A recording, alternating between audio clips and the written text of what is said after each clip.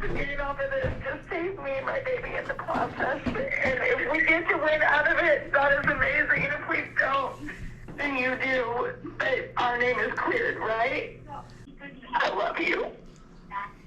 How did that deal go from a $30,000 possible novation deal to a dead deal in seconds? What's up guys, No Flippin' Secrets here. I'm Jesse. Today, I'm going to be walking you through a deal that I got under contract from a Facebook lead that I thought would be a great deal and turned out was a terrible deal, and the mistakes that I made along the way so that you don't have to make them. Let me rewind a little bit. Currently, I'm running Facebook ads in Colorado and in Texas. One day, I got a lead from somebody in Temple, Texas, and it said that they were going through pre-foreclosure. So I was stoked about this lead because these leads are really the bread and butter of wholesaling. This is where you can really provide value to the seller by stopping their auction date, helping them with their move, things like that, while also getting a good assignment fee alongside it. I had called this lady for about a week with no answers until finally one Thursday morning I called her and she finally picked up her phone.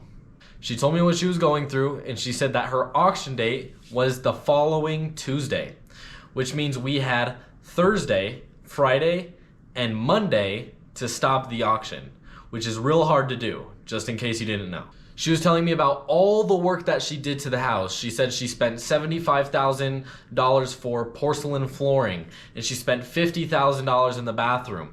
And all I needed to do to it was maybe a fresh coat of paint. And in my mind, I'm thinking this would be a great novation. It's all fixed up. This could be a great deal. I looked on auction.com just to see what they were listing the bid for, and it was $193,000.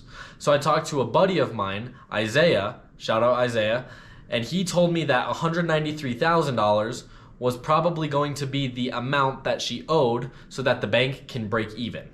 So I offered her exactly that. We got it under contract for $193,000, and ARV on this property, which it sounded like it was in, was like 280 to 290.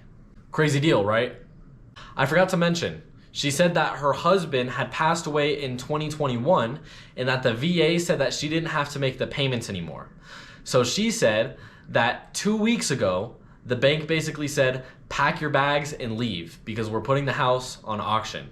And she had no idea what was going on, so she just left the house and she basically had no hope.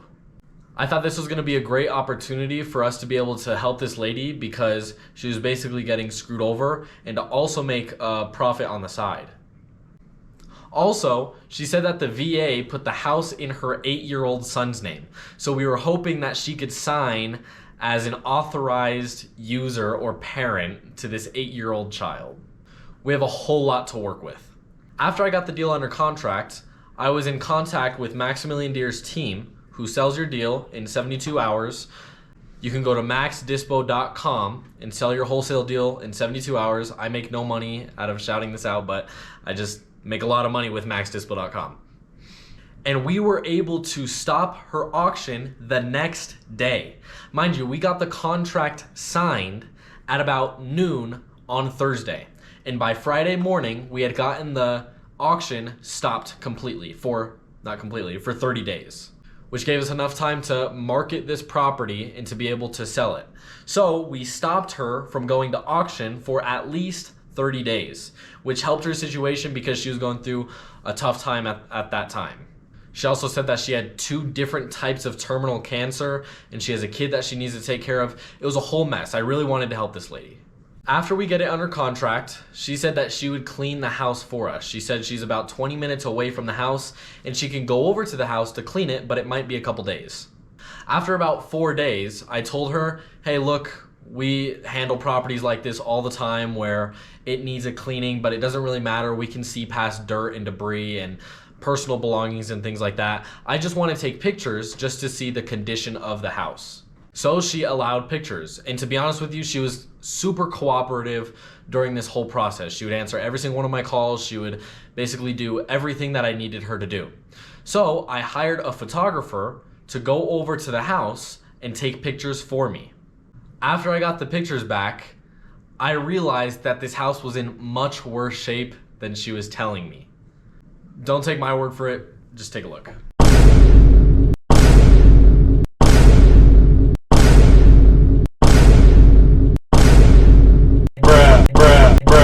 Not just a paint job, right?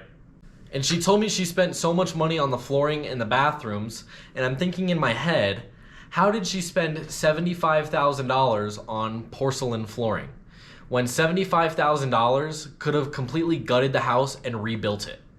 She also said that she spent $50,000 on the bathrooms, but as you can see from the photos, it's not $50,000 worth, and it's actually pretty unfinished, and one of the bathrooms isn't even renovated. Now I'm thinking, okay, this is definitely not gonna be a novation, it's gotta be a cash deal. Now as a cash deal, I think someone would have to come in a little lower, maybe at around 170 or 180. The issue was, on auction.com, they had the post listed for $193,000. So we were really hoping that her payoff would come back lower than $193,000 and we could renegotiate the contract. Because she told me she's not looking to walk away with anything. She just wants to save her credit and help her son and basically move on with her life.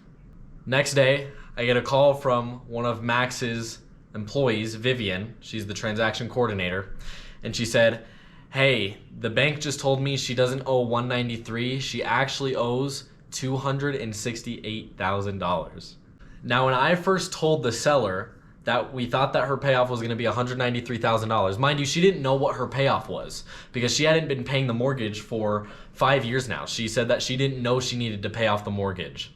She said $193,000 probably sounds right, but boy, were we off. Vivian also told me that the bank has been cooperating with her for over 5 years now on this house. She knows that she needs to make payments. They were going to go under pre-foreclosure before, but she said, I'll get a job, I'll pay off the mortgage, things like that. When the seller told me, she had no idea she needed to pay for the house and that they're all of a sudden just kicking her out. So I got completely duped. I thought that this whole situation was against her and that she's basically getting screwed over, but in reality, she was just lying about the house, I guess in hopes that we wouldn't find out that she owes $270,000 and we would just buy it. I don't get it. Now, mind you, all fixed up, this thing might sell on the market for about $280, maybe $285, but at $270, it just won't work. No sub two, no nothing. It's just a completely dead deal. I ended up calling her and I didn't confront her with anything. That's not the type of person I am, but I basically told her the loan payoff came back and it's $268,000. We're not going to be able to make this work. We thought that it was much lower, and even at that price, it's not like we're making a substantial amount of money, so we kind of have to back out now. She also told me that she could probably sell it on the market for $400,000 as is, which is absolutely ridiculous thinking about now, but she's just so off on her numbers. She doesn't know the market at all. She's just trying to sell me the house. But here is the lesson that I had to learn the hard way. Don't learn this lesson the hard way like I did.